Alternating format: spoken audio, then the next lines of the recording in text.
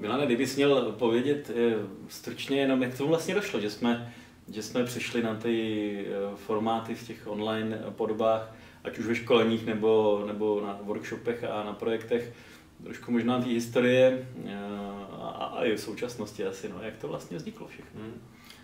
No tak logicky všichni si myslí, že jsme zareagovali na koronavirus, že byly zavřený vlastně všechny firmy, s kterými jsme spolupracovali, ale pravda je trochu jiná, upřímně. My jsme začali už někdy v půlce roku 2019, kdy jsme vlastně dělali první koncepty simulačních her a první koncepty školení a ta prvotní myšlenka byla zapojit vlastně víc lidí i přes hranice, to znamená nebýt jenom v České republice, měly se poptávky vlastně z Polska, z Německa, dokonce i mimo Evropu a chtěli jsme vytvořit platformu, kde by se mohli sdílet to naše know-how, Lean Six Sigma, change management a takhle to vlastně vzniklo. Jo. A doteďka to jede jako dobře. My jsme na začátku přece ještě nabízeli našim klientům možnost, že když se jim online školení nebudou líbit, že jim nabídneme zdarma školení fyzický a kolik lidí toho vlastně využilo? Vlastně se vůbec nikdo. Co vlastně ty vnímáš? Vidíš, jako, co jsou výhody, případně nevýhody toho? Já jsem právě, výhody určitě vidím, možná jich převládá nad těma nevýhodama, což jsem si původně třeba ani nemyslel. Výhody jsou dneska obrovské možnosti technologické a všechny ty platformy, které se dají využívat, udělali obrovský skok kupředu z hlediska té funkčnosti a i té jako uživatelské přívětivosti, si myslím. Nejenom pro nás, jako pro ty moderátory, školitele, ale i pro ty uživatele a účastníky těch akcí. Skvěle funguje ten Zoom, že jo, třeba, který používáme velmi často na tu komunikaci, i na takovou tu v plénu, ale i v menších skupinkách. Že jo. Používáme Miro, což je skvělý nástroj, velmi jednoduchý k užívání, ale svým způsobem velmi pestrý a sofistikovaný na tu kolaboraci v týmech, že vlastně simulujeme workshopy. To jsou všechno věci, které jsou neuvěřitelné. Menty třeba, že jo, krásný jednoduchý nástroj, kdy pomocí mobilu můžeš prostě poskytovat vstupy a myšlenky a zase krásná vizualizace. S tím pak souvisí i, což jsem jako vždycky, já jsem s tím trošku bojoval, i kvalita toho výstupu, jo, tam ta názornost, ta vizuálnost potom toho, co z těch workshopů nebo i z těch školení prostě potom vychází, myslím, že to má trošku jinou úroveň. Pravda je, že ta zpětná vazba, a zejména teď nejenom ze školení, ale i z té projektové části do workshopů, zejména na to Miro třeba je jako úžasná. Lidi si z toho dělají plakáty, vylepují si v kanceláři, jsou nadšení z toho, jak společně vytvořili ten výstup, to je skvělý. No. Vlastně co nevýhody? Má to asi pořád i nějaký, jako řekněme, druhou stranu mince vždycky.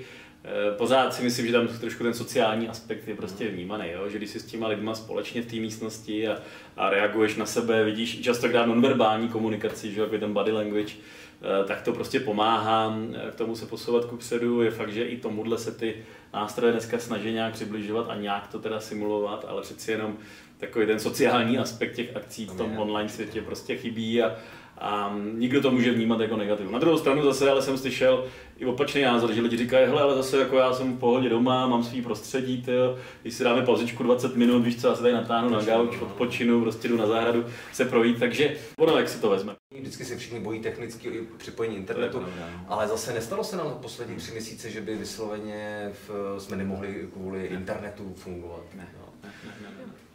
Když máš takhle tu zkušenost půl letou za sebou s těma intenzivníma akcema v online světě, co bys vypíchnul jako nejvíc překvapivý pro tebe? Co tě nejvíc překvapilo za tu dobu?